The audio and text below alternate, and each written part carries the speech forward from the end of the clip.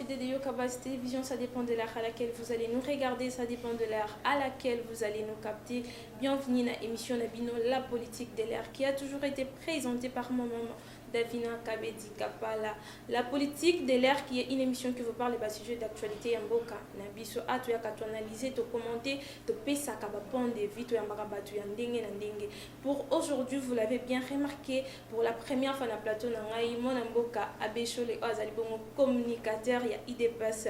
Nazana esenga kozani lelo na plateau il y a la politique de l'air, pour toi banako décortiquer, tu peux analyser, tu peux commenter les sujets d'actualité en Boka Nabiso. Bonjour et bienvenue. Merci beaucoup Madame Davina. Merci peuple congolais balanda biso na kati ya yoka base to lobi ke to sali le retour. Merci pour l'émission na politique de l'air. Biso donc ndenge to bandi boto yo pesa siko cours.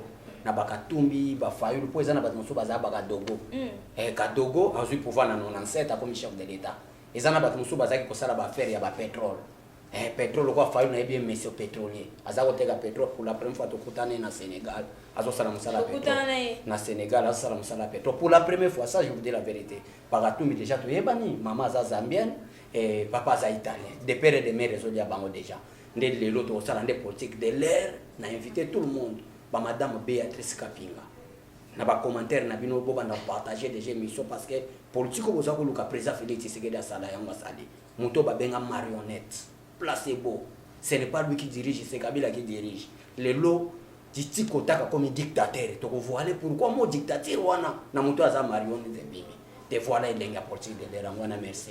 Voilà, merci beaucoup Abéchole. Voilà mesdames et messieurs, pour ne pas tarder, Toki Mabon, on a un sujet d'actualité de forces sociales et politiques, notamment la Mouka FCC ensemble, 5 sinistres pour exiger la dépolitisation de la CENI. C'est manque de l'intelligence.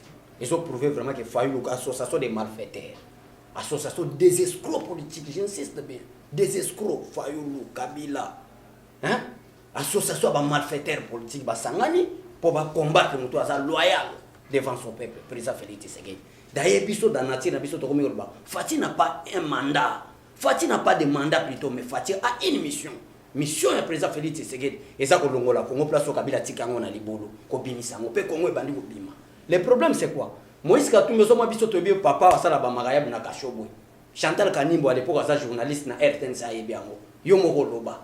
Donc si vous avez que problème c'est ça la bino confusion. Bolingi ko za confusion ça la commerce na politique. Botike la biso politique soit boya na sans été. Madame oyebi ke ba finga biso ba parlementaire de boke to za batanzete. Le nom ba caméra ba kenda boloko. Ngana sakola na caméra ngake ce type là que vous voyez caméra n'est pas intelligent. Dans l'association d'escrocs politiques, on a un docteur en droit. N'est pas intelligent. Un homme intelligent ne peut pas détourner l'argent des deniers publics. Ça, c'est manque d'intelligence. C'est la bassesse politique. Mouyibi, un docteur en droit, licencié en économie, professeur à l'université, mais aux escrocs politiques, au détournement à l'État. Tu yebi ça que peuple congolais, association de malfaiteurs. Oh bon, parce que à partir de là, on sous-souté, on y front. Et ça fronté, c'est une association de malfaiteurs. On va s'en pour exploiter les minéraux en bas. Moïse Katumbi au bateau, Madame Davina, il faut que ça éveil patriotique, to conscientiser le peuple congolais. To banda conscientiser le peuple congolais. Congolais a comment complexé. Na makambo nyonso. Na peso ka exemple mo na domaine na biso ba artiste, sans citer les noms. Mutoza artiste munene ayebana.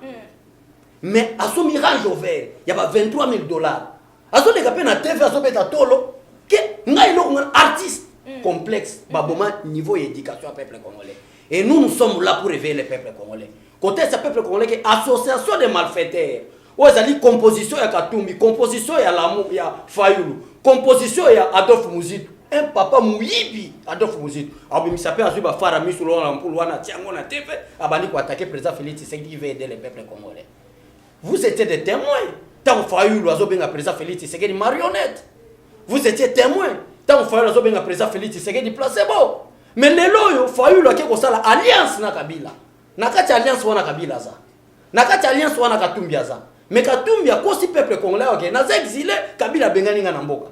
Bas yokani depuis quand peut basa la association wana ya ko combattre c'est ni pour baba dépolitiser ngo. C'est manque de l'intelligence.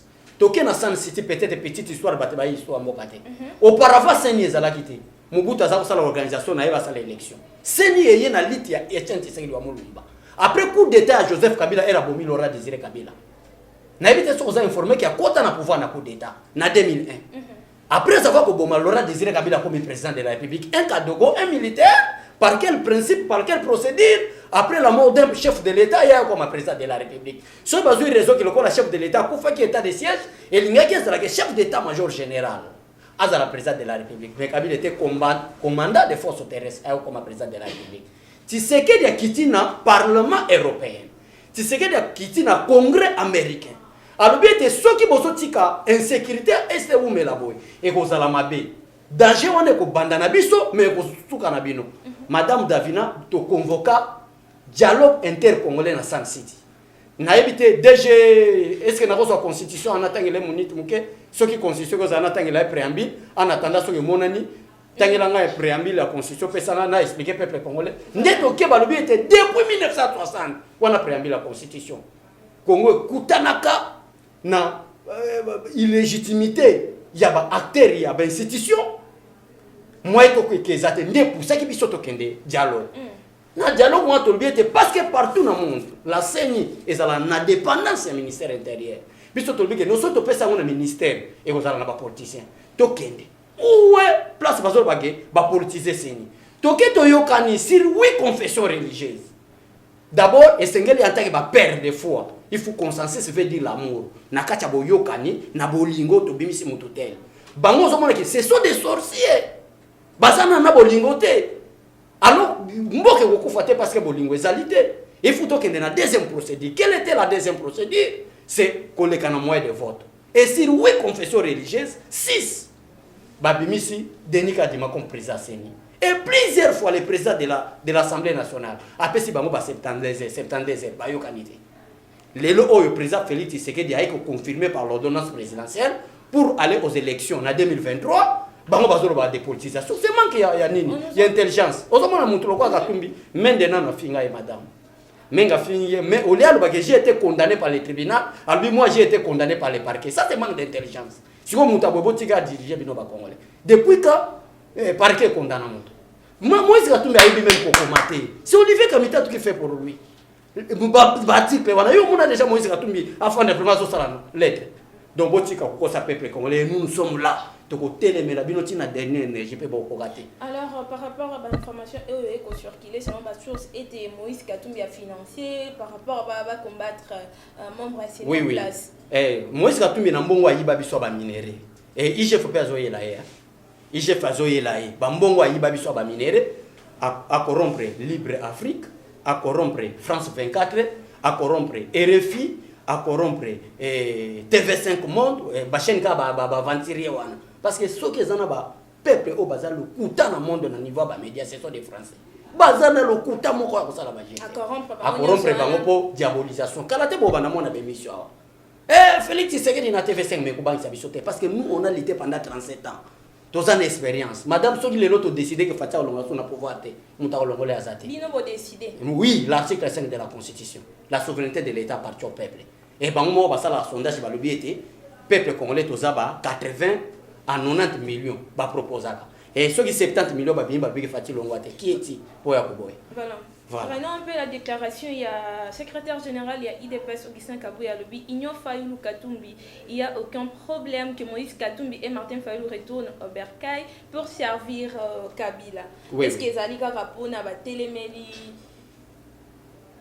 Makambo Seni en la déclaration de Sobo comme Kobimisa. Bisonanu, c'est le bisonanu. Tout le monde qui est important, Moutoloko la Katumbi Azalana biso parce que Azama était. Ah, on compte bien aller. Excusez-moi pour le terme.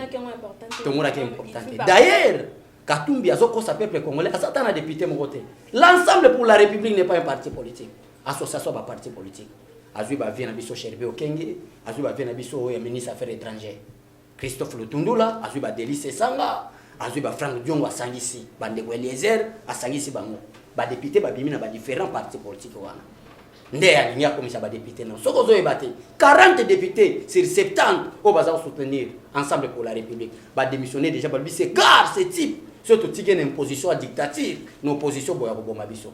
Ba désavouer déjà. Aujourd'hui, je vous informe peuple congolais. Pourquoi ba déclaration en Théo Katumbi Osala. Excusez-moi pourquoi comment ba Katumbi sur le plan politique, c'est la honte ngana banda otanga bango.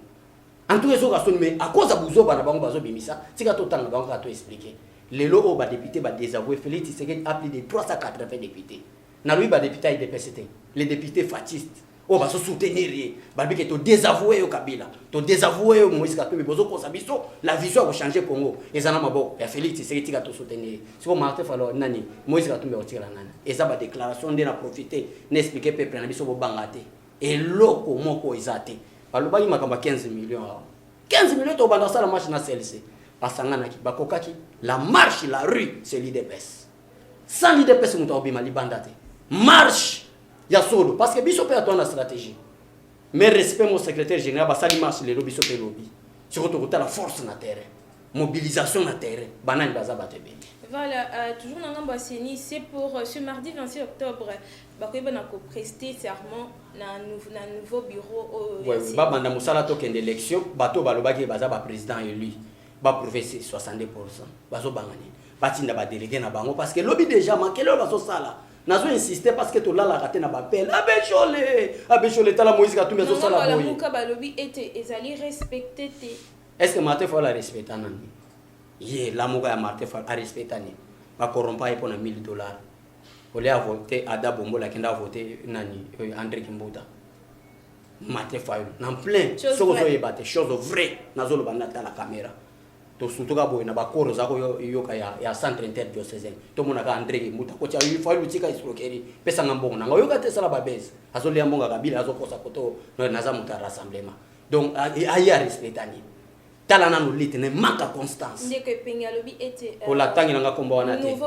Sikelanga Robert afanda. Ya président de la République. Sikelanga Robert afanda otangi nga bakomba wana te to sala makamba bata maele presse pengi makamba batali ngoni. Naza leader boleka yo za vraiment si soto bimina balabala ngana presse pengi ba obenga na. Ezala vraiment sincère soit tout que élection ba voter na presse pengi. Tika makambo wana yebi na te tika monsieur Robert. Tala elongine azoko kana nationalité ya bamboka ni. Il faut il y a Rwandais na service à Kabila. Ça c'est clair. Madame Ezama Kamusuba Bamonango Soni Koloba. Parlement européen, ba député européen, ba bima vraiment na TV balbike, c'est nous les Européens to rendre ba Congolais mauvais service. To imposer ba mutu mo azamu intelligent na tête ya mboka pour to banda oyiba mala. Si on a so ina lobi parce qu'il y a des vidéos. O eza elubama. Si to lobi bongo bangani. Ba déclaration na bango eza ba convaincre. Te eza lokote. Osomona opposition biso mo to lingi démocratie fanda na mboka. Biso mo to lingi. Mais démocratie au fanda na mboka na marque opposition Martin Fayulu d'abord un homme qui manque la constance. À lobi lelo. Vérité des îles to boni mbara moko na Sainte-Thérèse. On tabani obina bandombolo lokola ba musicien. Gratuité de l'enseignement échec to pesa raison. Gratuité enseignement échec parce que c'était droit constitutionnel. L'article 43. Ce n'est pas une innovation du président. Aujourd'hui, Nangamba catholique balobi bozwa ba. Église catholique partout na Congo peuple congolais. Aussi la bango ba bâtiment jusqu'à présent. C'est encore bêtise parce que les sols et les sous-sols appartiennent à l'État congolais. Au moins même immeuble na bino bo fala bo tchabira. Ce que l'État congolais a la poste Alexa Makadama eleka. A boto libino atindi bino côté mususu. Les sols et les sous-sols appartiennent à l'Éternel. Et donation sur la zone bima, azol bake, toti la biso terrain à l'État. Bati kilo donation soli. Escroquerie à koliambonga ba français na ba européen. Et s'il y a des serviteurs de sont de menteurs donacés sur l'église catholique aux numéro 1. Yo yo kali solo 40 000 smartphones à cause qui bazwa no land. Hollande qui n'enga lek muno mais Olivier Kamita tolbike to bimisa kambo on a katumbi pour to contrôler centrale électorale. Yo mona ki aloba ki lisos. Ce sont des escrocs peuple congolais. J'adresse ce message na bato ba soutien na fatité. Na bato ba benga Fayulu ndeko na bandu sénégalais wana osa mutabandu bongo. Danser à pamba zenga luketo. Mutakona bima pamba après wana ndeko nayo. Il faut que lobela bato makambo est vrai. Donc déclaration na parlons un peu sur ce qui regarde gratuité et enseignement. Gratuité enseignement ici. Il n'y a que 5 écoles. Il y a Fridolin Mbongo, Madame Davina. Il faut aux ala kolanda makambo na loba parce que bato wana ba Hollande biso na ba roleka biso na ba titre, ba roleka biso na nyonso mais biso toza dans les vrais. Kolanda déclaration na te. Be école nyonso partout zotanga. To wutina toni mwa ba mojimai. D'ailleurs, pour votre information, jeudi prochain, tozo kita katanga na Nicolas Razali. Lubumbashi Kolwesi, Mama Fifi, Masuka. Tozo kita. Il faut toye baba minera kongo ezako kende wapi. Gratuité enseignement simbi. La gratuité de l'enseignement est d'abord constitutionnelle. Mais biso tolo ba vrai, mais n'importe Kabila na tala yo peut-être papa na bino aza vivant, maman na bino aza vivante et moment donné azo supporter kende na mboka na bandu ndoko ta dio fakuna au mona ndenge bato babini na fati pour la gratuité enseignement bolinga ko démentir mingi na ngambo na bino ko démentir c'est-à-dire makambo ba ko ba gratuité de l'enseignement ils allaient échec ba enseignant ba bon. bien payé te baza ko réclamer ça na lobia enseignant n'époque ya Kabila bazo fouter 100,000 mois ya 100,000 Félix Tshisekedi yayi abakisi bango 100,000 abakisi bango 20,000 lelo ba négociation ils ont abakisi bango 40,000 enseignant comme négociation aussi la com ya mona kasi différence nini oyo yo lingo yebisanga ke na période ya Kabila na période ya président Félix Tshisekedi ndé gratuité à président Félix Tshisekedi simité parce que to longoli charge na maboka ba parents.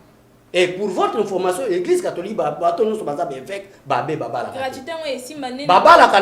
mais l'école les plus chères. Gratuité, combattre l'église catholique, pourquoi? Parce que millions de dollars, et ça, quand on a domaine, il y a bateau, baba la raté, bazana ba charge. Maman, bateau, azora, bango ba responsabilité, il y a combolé là, bango ba couvent, il y a combolé là, bango puissé, bala la, bazola là, na frais généraux. Mais président Félix Tshisekedi a dit, mais comment est-ce que bateau babo ta raté? Bino nde bobo soutenir biso pour ngana zo engagement na nzambe tenga na bota te na lobaki ngana kozala kola salmon na bota ta 150 ban parce que nzambe alobiki multiplier mokili na za hypocrite te mais bango moko balapa ke nzambe biso ne toza boy to ko bota ka te to ko bala te parce que to servir bango mais to ko mo mona ba ko mo sente ba jeune fille ba batinda bango na ba Sénégal ça c'est premièrement batama deuxièmement bazo combattre gratuité madame il y a des écoles biso to bota bana bazo ke des classes ndeba millions bazalaki ko perdre ndeba zo combattre le président Félix Tshisekedi et Lambert main de félicitations a dévoilé clair que c'est depuis Lumumba que l'église catholique va combattre balinga bonheur ya peuple congolais gratuité simbité nani gratuité en 100% sûr ezokende yo mona déjà montu elongi lokola kuluna azoba que non je ne veux pas la gratuité de l'enseignement na lingete ba para ba dans foutre la biso bon autant la mona boy mona za ba 25 ans mais elle a une forme mais zo reveseka tala degré ba perdre des fois auto côté la monter en place ba memela biso ba fouti ba te mbongo ezokende bien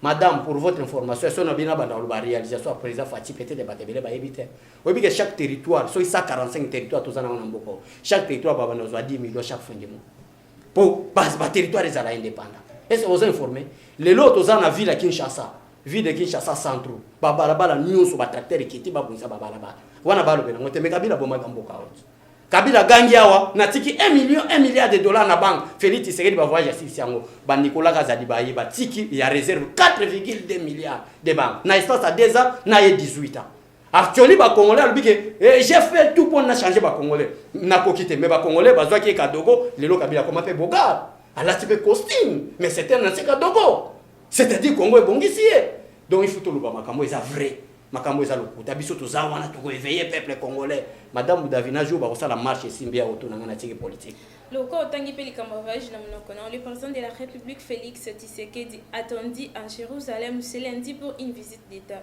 ake ko boka pacte satanique au Mobutu asalaka erreur grave ya mo malheur comment est-ce que na Congo a besoin d'ambassade talanzamba lobia c'est lui qui te maudisse moi je te le maudirai et c'est lui qui te bénisse, moi je le bénirai.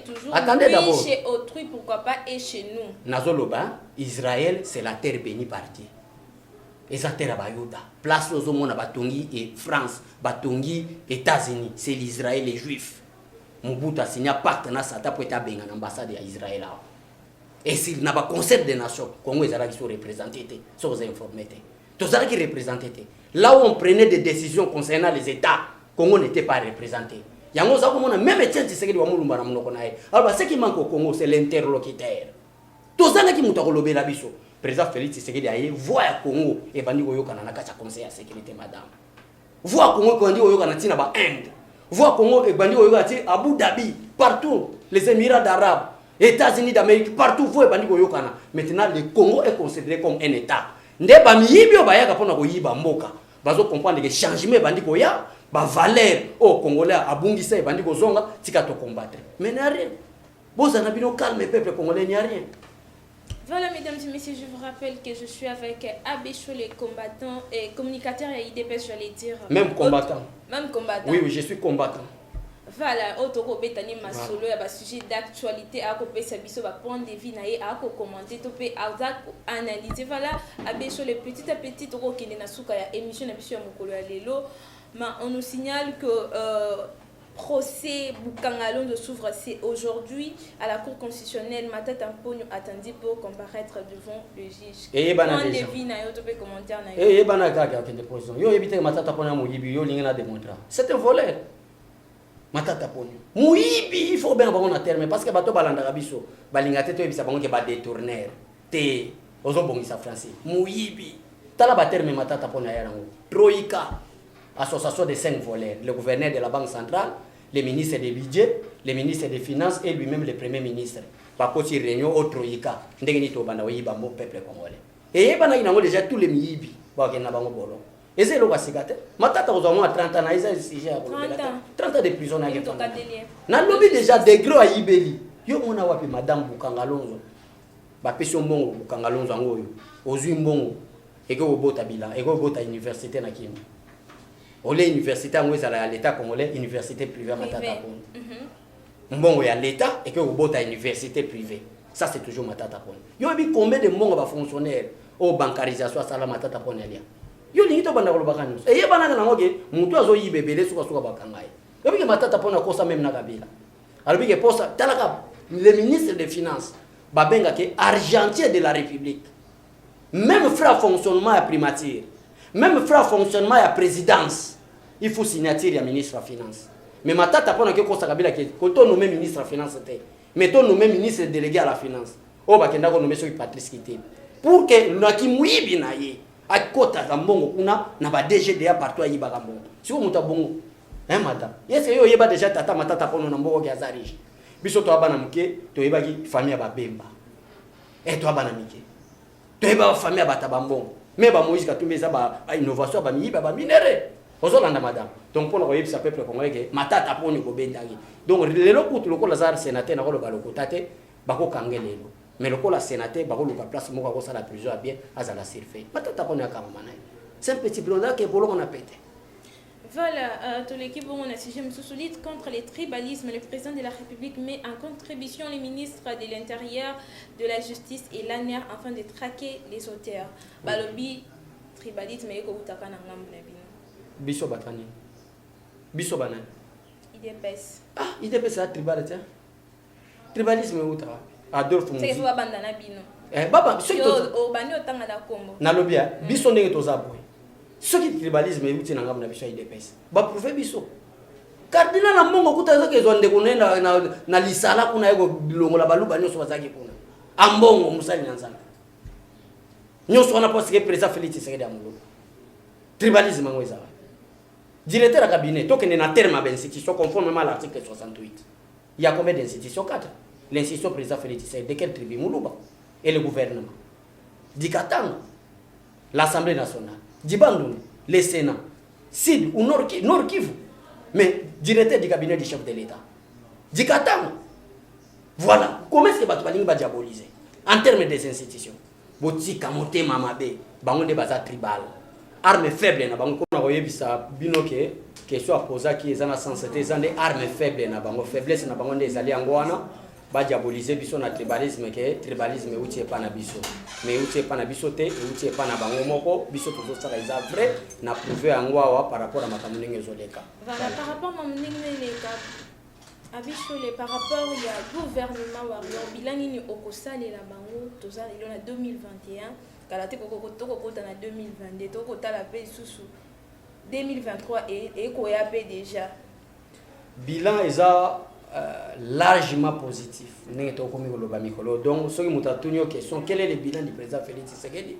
Le bilan est largement Yangwana, le gouvernement warrior sous l'impulsion du chef de l'État. Okay. Parce qu'il y avait un chef de l'État auparavant Joseph Kabila au gouvernement na ba attaquer Zaki Major.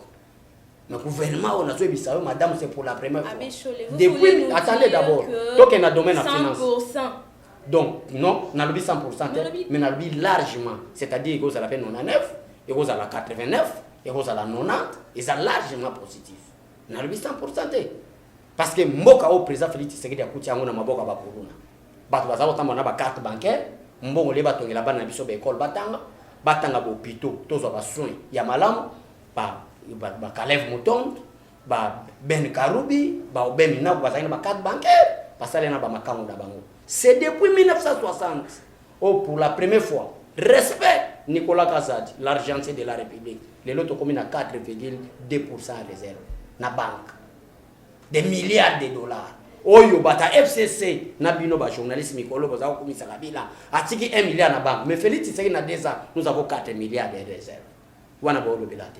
Domaine école, il y a constitution, il y a procédure. Quel est le principe que le Félix Tshisekedi a violé? Mais Kabila viola même l'organisation des élections. Kabila viola nana élection que l'élection Félix Tshisekedi a gagné en 2018 et ça élection constitutionnelle. Et ça élection constitutionnelle, c'est des mandats de Kabila et ça qui déjà inspiré de 2016. Où était Kabila pour être organisé l'élection en 2016? Ce qui court constitutionnel. Voilà qui fraude président Félix Tshisekedi à la place à Zawanati. Et même fraude ndeni. Yango no zomona lelo place na zongi so pondo avec tala mate falu mutabi ça fraude nani. C'est Fayulu Madidi. Madidi Fayulu ne mutabi ça qui fraude. Mais lelo poser Martin Fayulu question. La personne qui était nommée Félix Tshisekedi comme chef de l'État, ça c'est d'abord l'insulte parce que le poste du président de la République n'est pas un poste de nomination. Mais un mandat électif, c'est que le peuple va voter. Mais à cause du peuple congolais qui va nommer le président Félix Tshisekedi. Les gens qui sont kokoso. Les gens qui FCC sont kokoso. Ba mususu bakimi.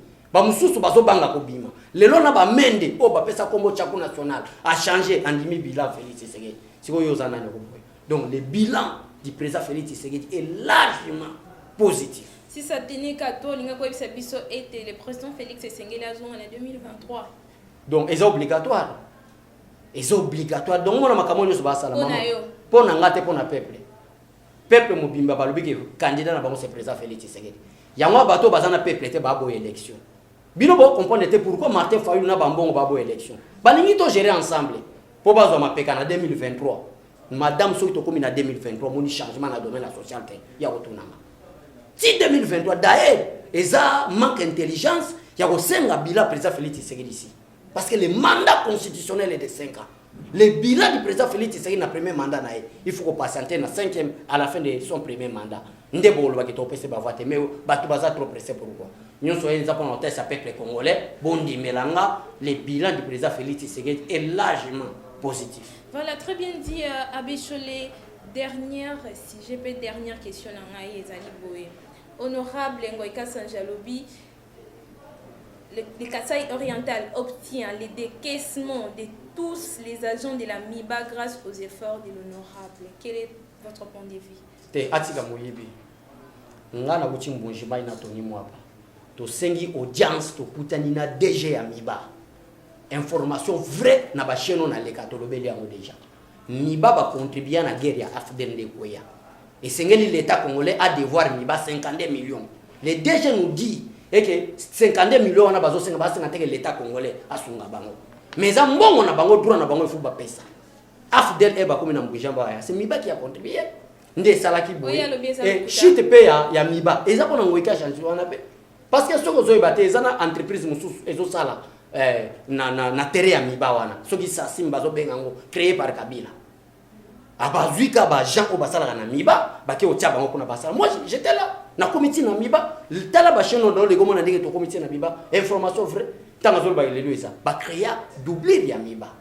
Et yangwana na sing na président de la République dossier en Bonjemai parce que MIBA c'est l'eau de DG ba bi les autres plus de 2 500 000 personnes. Donc ceux qui imaginez-vous 2 500 000 personnes. Baza impayé. Ceux qui les lo ba fongoli MIBA ki ba ba foot avant. Bonjemai pe fonga mais ngoika ça ja contribuer. Akelo bosana mwana na ya bela grâce na ye azana tanke bongisa mwana na ya bela parce que mwana aza problème moto atika makamba politique ba bomimbo.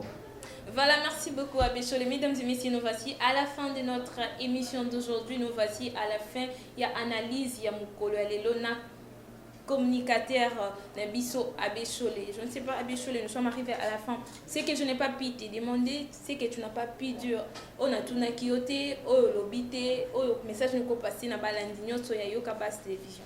Bande ko premièrement na osenga bo s'abonner, bo partager na na posa vraiment na fin du mois yo to comme na 100 000 abonnés. Bo pesanga ba voir parce que chaîne oyo eza chaîne makasi avant fin de l'année to comme na 100 000 abonnés.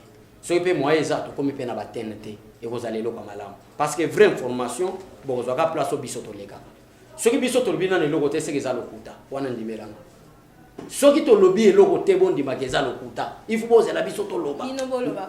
Ndé za vrai parce que ba vie on a ba l'équipe sur na ba titre baviona baleki biso na nyonso mais baleki biso na vérité te. Nous sommes dans la vérité. Les lorsque le président Félix Tshisekedi comme chef de l'État, c'est dans la vérité. Lokuta te. Abanda koloba déjà que na kobenga na batu te même avant comme président de la République. Vérité na ye.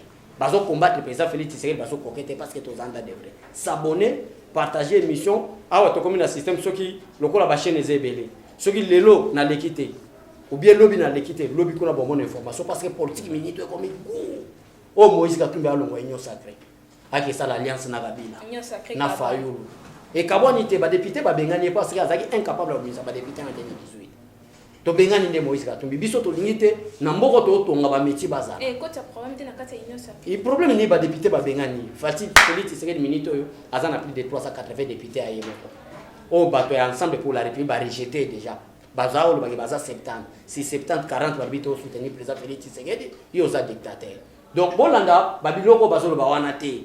Bazo kosa Fayulu Moïse Katumbi, Papa Bemba te, Papa Bemba zana union sacrée. Félicitations à lui qui m'a commandé à côté. Wana Papa Bemba, vous va tout de makambo zate Papa Bemba zate. Ba Fayulu, ce sont l'association des malfaiteurs. Vous comprenez? Bolanda ba malfaiteur te. Bolanda ba malfaiteur te, bolanda makambo biso tozolo ba poto tonga mboka na biso. Donc s'abonner, partager, be mission na biso, bo like ngo donc vous allez loko moka malam parce que ba vraies informations bo banda ozo awa. Merci beaucoup Madame Béatrice Kapinga, Jacqueline Lungu Dondia. Pourquoi pas mon président respect Chikito Moshafino. Jacqueline Lungu aza déjà la grande dame aza déjà. Donc Jacqueline Lungu azawa. Donc na poko lelo bo kutana naye. Soyez la bienvenue na ville Kinshasa. Mario Koutiamonde Kabila Bebisa Feti Azana Bongisango. Mais au lobby et l'Europe, tu lances opération ville de Kinshasa Santo. La place on est sur tous les agues Babonsa, victoire partout, quartier 1. Oh écoute comment les boulot logo la rave mo kota. Fatia zone, tu n'as pas posé des questions. Mais le problème est ça, tu n'as comprendre. Bozo banga makamuso bo banga lote. Ensemble on a au comité laïque. Il y a professeur sur Ndaiwel. Ndaiwel. Peu ayo ba sonité ba benga professeur après une association. Personne ba ke to dépolitiser seni. Tout un professeur. Où est la politique dedans là? Professeur. Après, vous voyez, il y a qui n'est pas l'université qui chasse. Il y a qui n'est autant pour nous qu'on a battu au Bandaïwel, n'a pas de charme. N'a pas de charme, n'a pas non, c'est la honte. Mais avec Félix Tshisekedi, on va arranger. Nous avons pas tout le monde. S'abonner, Yoka Base TV. Tu y a bisa bino que tu bandis na début. Les gens ont basali biso grâce, tu comme 25 000 abonnés. Mais est-ce qu'à la fin de l'année au cap à un mois, ce mutuna 25 000 wana, abinga pe na mema mutu moko. Wana pe ba memito comme na 100 000 abonnés. Voilà, merci beaucoup parce que ba chaîne lelo et comme ya ba Jean-Marie Kasamba. Musana bango critiquer président Félix Tshisekedi. Ou azana mwasi rwandaise. Vous comprenez? Donc et comme ba chaîne ka bato yo pour ba diaboliser président Félix Tshisekedi na debia na wuti o yebso ke Moïse Katumbi abimisi mbongo. Assomi Libre Afrique, Assomi Jeune Afrique, Assomi TV5, Assomi France 24, RFI. Et puis, mission na bango. Ko banda ko diaboliser musala nyoso seni azo sala na programme Félix Tshisekedi. Ko bimisi incompétent. Heureusement biso to zape na bayoka base. Ba misili non conventionnel banda ko bima. Ozolanda donc peuple congolais ozala kala. Voilà, merci beaucoup Abbé Cholé. Mesdames et messieurs, comme j'ai toujours l'habitude de le dire, abonnez-vous, commentez, likez, partagez. C'est une façon pour vous de nous soutenir. C'est une façon pour vous de soutenir. Tu as sous liboso na bino, informer bino, conseil la bino, émission, analyser, commenter, sujet d'actualité politique, yamboka na biso. Partagez. Appelez-nous, le numéro est là au bas de vos écrans. Ceux qui vous ont des suggestions, nous sommes là pour ça. Ma porte est ouverte. Ma baie Ezali, Madame Ezali, tout ça, tout corriger. Voilà, mesdames et messieurs. J'ai dit merci et retrouvez-moi la prochaine.